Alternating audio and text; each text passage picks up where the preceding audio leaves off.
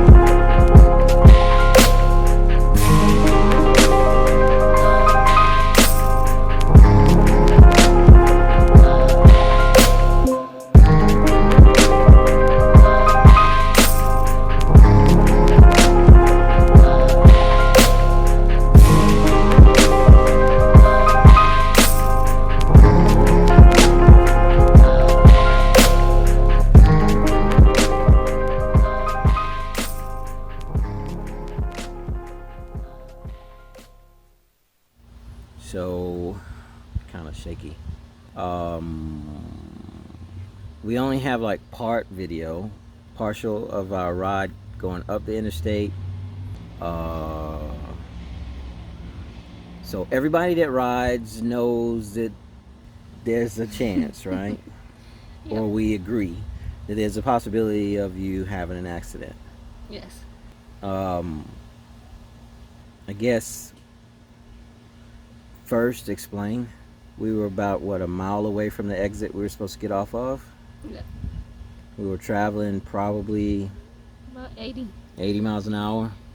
So we're in HOV lane and we're getting ready to merge over to get into the turning lane and get off ramp. She's always, as usual, in the front. I'm in the back. And she actually gave the instruction, let's move over, because it was clear to move over. So anyway, she moved over to the first lane. Everything was clear. We move over to the next lane, and we get split between a vehicle and between the two of us. So I'm now behind a car, and she's in front of a car. At least I'm thinking it's a car, because It was a white van. yeah, that's the reason why I keep feeling like it was something blocking me from seeing you. It was. It was a white, like a utility van. So deal is that as we did this, she already got past the utility van. I was coming on the opposite side of the utility van, still behind her. I saw something in my eye, and when I looked down, there's trash in the road, and I don't mean like paper trash. It was an object in the road. So I decided to maneuver back to get back behind the van to not hit the trash, because I mean 80 miles an hour and you hit a hard piece of plastic or you hit something on a motorcycle, you know. That's it. As I did that, I hit the reflectors in the middle of the interstate, and I got a Harley wobble going on on a sport bike. As soon as my bike started wobbling, it pulled drastically to the left, pulling my right arm, and that injury, whatever, muscle, nerve, whatever it is, but my right arm went limp. And when I mean went limp, I mean my right arm immediately dropped. I had no strength in my right hand to grip the throttle. I couldn't move my fingers. The pain just shot right up my neck and into my head. All I know is that it was hurting. I look up and I notice that I am still traveling, maybe now 78, and she's right in front of me. And I tried to say something through the pain. You didn't even know I was coming. Because when we split the cars, I couldn't see you in my mirror, so that's why I slowed down to see where you were, see which direction you went. Next thing I know, we collided. The left side of my bike hit her exhaust, and I can't stop shaking. But I didn't know that that's how I hit. All I know is I hit her. And still now, remember, I only have just my feet and my left hand. Because at the same time, my arm is still hanging down. And you said you saw me. leaning on the tank. It was like, that's why I kept saying, pick your head up, and you were telling me you can't pick your head up because of your arm. Now, mind you, you gotta visualize this. I'm hitting her bike with the left front of my bike on the right rear of her bike at 70 to 80 miles an hour, and I passed her. All I know is that when I passed her, my mind was, Stay up, rubber side down. please don't let my wife go down. I was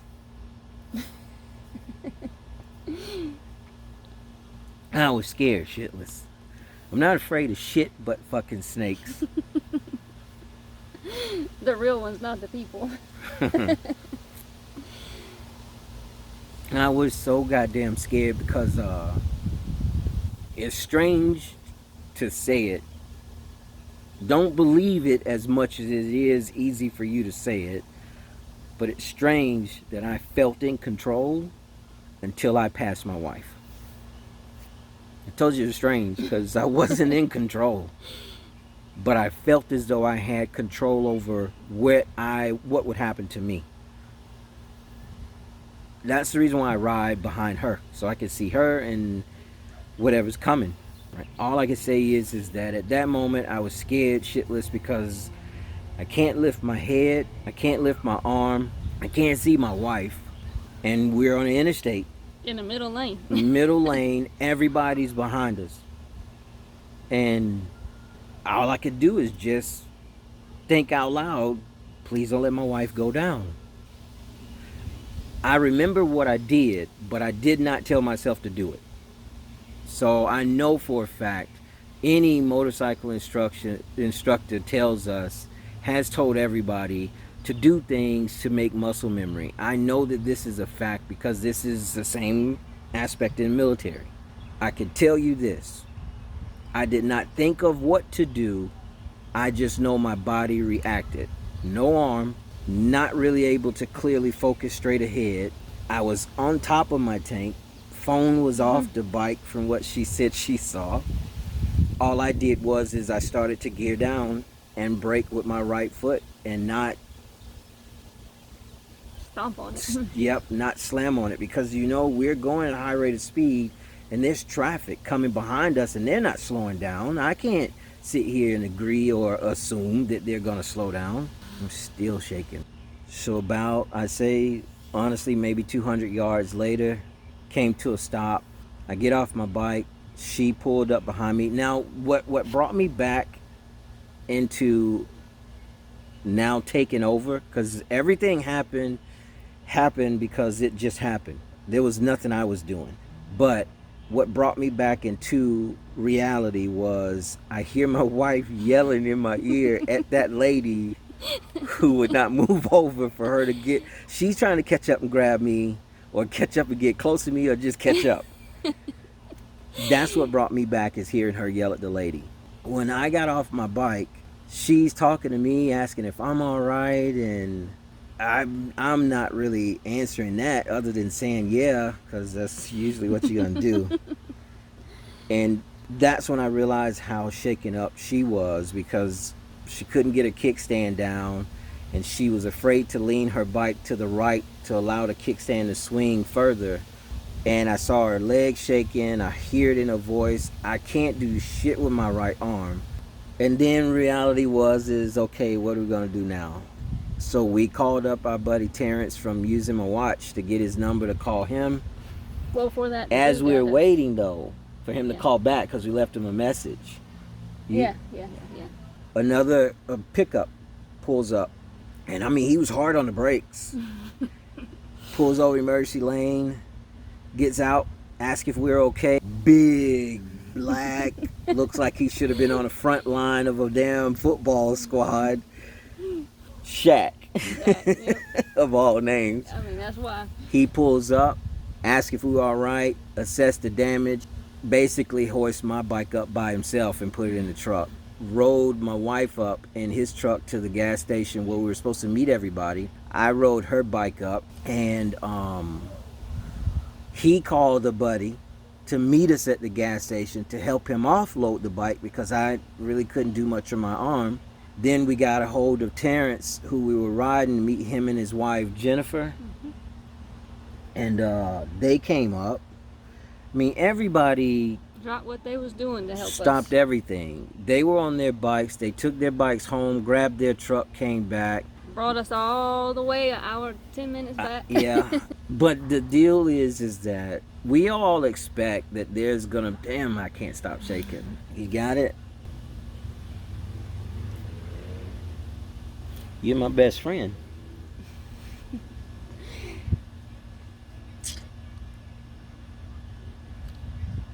You can think about what could, what should.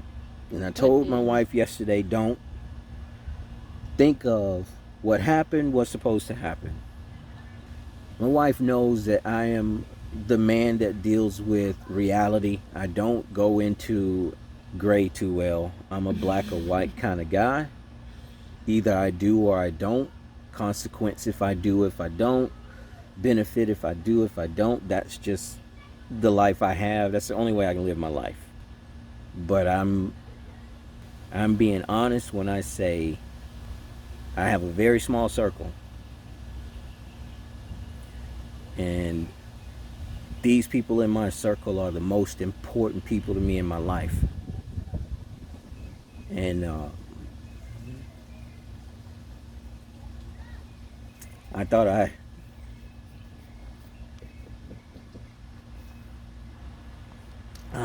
that I was going to cause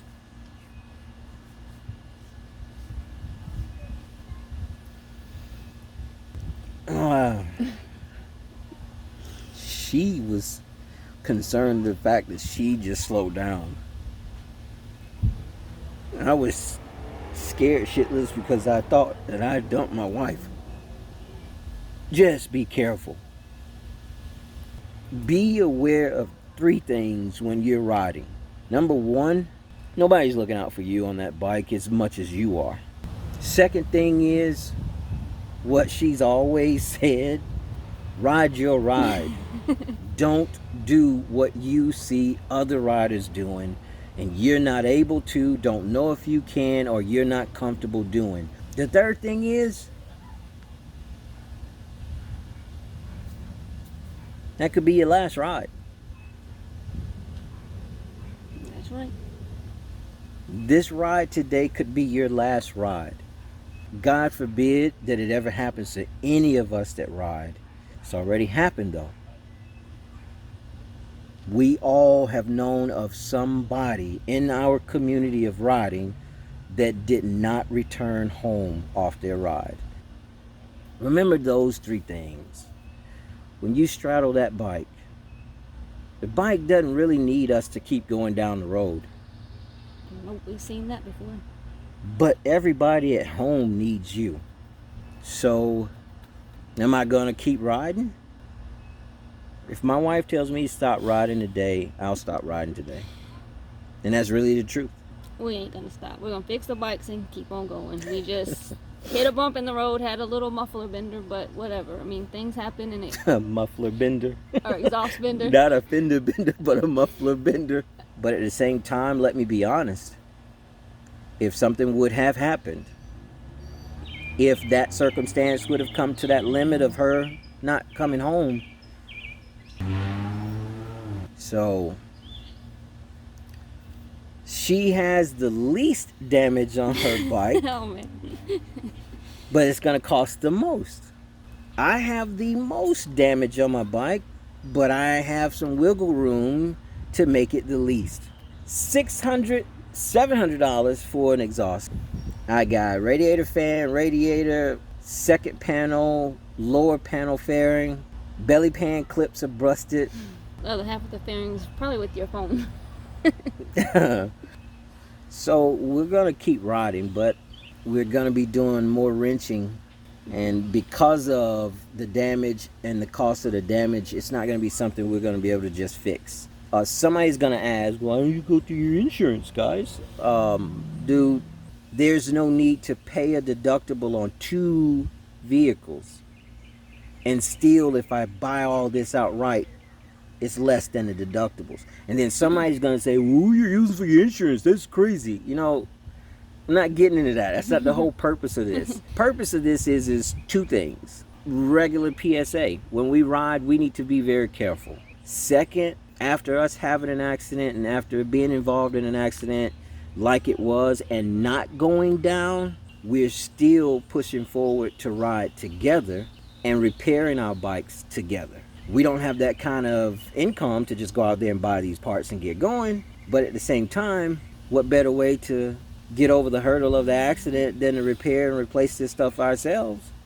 They're our bikes. That's right. So, I guess I might edit this because I can't have nobody seeing me tear. But that's what happened. That's what we are. Anything you want to say? No, you pretty much summed it up. Well, I will say, no accident is a good accident, but I'd rather it have been him than a car or the 18-wheeler, because we both had control over that part and we're here. So it could have went south quickly, and it didn't. So, things happen. We're just gonna get back on the road and do it again. Hopefully not an accident, but Maybe shoot boogers out my nose and bubbles out my nose. Blow snot bubbles. As I always said. ride your ride. Yes, as I That's said, it. she always says it. Ride your ride, arrive alive. Maybe But that's me- why we did, because we're riding our ride. Instead of my normal outro, I just want to leave it as, Peace, love, and happiness. You're my best friend. Best co-pilot I ever had on the road. Ever will have. Yeah, I like riding by myself, but I love riding next to you. And I'm glad. I'm glad that we're going to be able to do it again. Deal. I'm still getting on your nerves.